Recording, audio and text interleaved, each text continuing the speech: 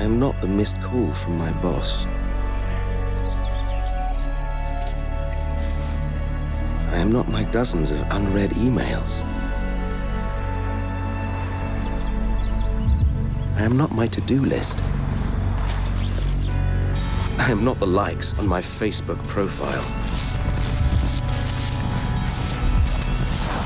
And I'm not the fast food on my lunch break.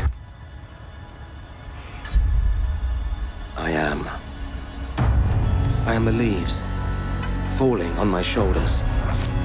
I am the grass beneath my feet. The wind blowing through the trees. I am the water flowing between the stones. The soil running between my fingers. I am the choices I make.